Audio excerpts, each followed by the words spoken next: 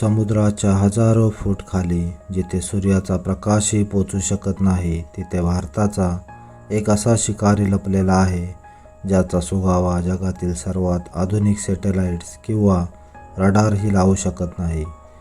हा शिकारी जर समुद्रात शांत बसून असेल तर त्याचा अर्थ शत्रूसाठी शांतता आहे. पण जर याने आपली जागा बदलली तर शत्रूच्या नकाशावरून संपूर्ण शहरं गायब होऊ शकतात.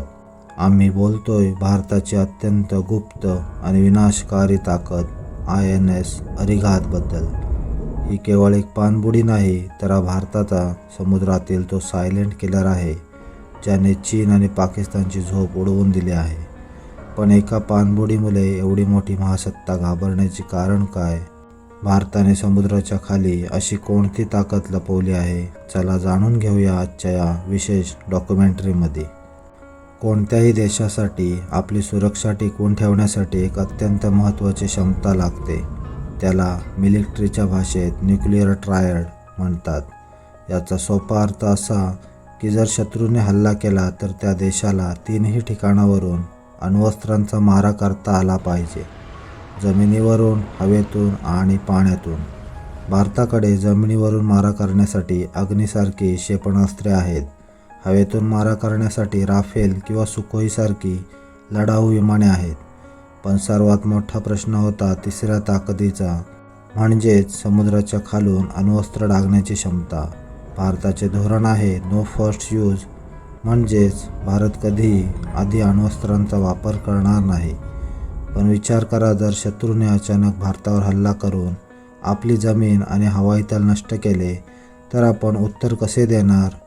याच रणनीतीसाठी जन्म झाला INS अरिघातचा.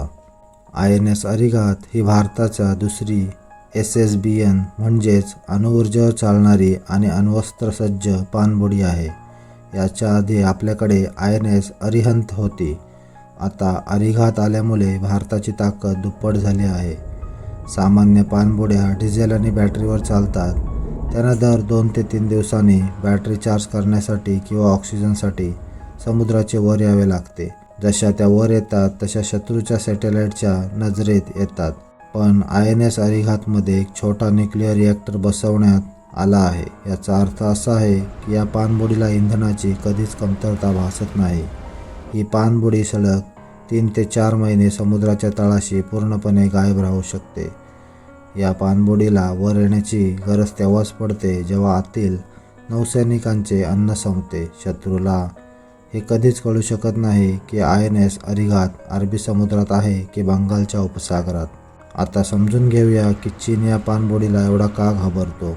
INS अरिघात ही केवळ लपण्यात माहीर नाही तर ती एकाच वेळी अनेक K फॅमिली न्यूक्लिअर मिसाईल्स वाहून नेऊ शकते.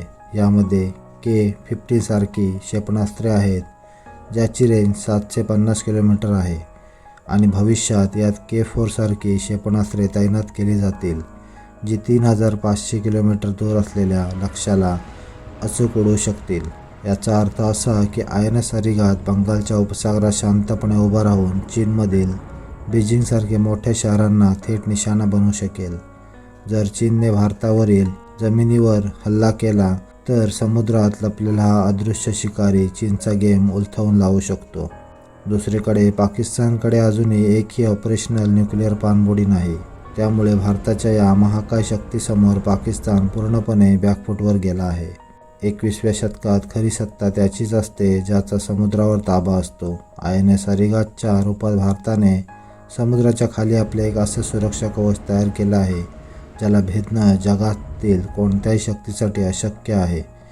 हा भारताचा सायलेंट किलर सांगतो की आम्ही शांत नक्कीच आहोत, पण जर आमच्या शांततेला कोणी आव्हान दिलं तर समुद्राच्या पोटातून येणारा विनाश शत्रूला सावरण्याची संधीही देणार नाही. भारताच्या या गुप्त ताकदीबद्दल तुम्हाला काय वाटते? कमेंट नक्की सांगा.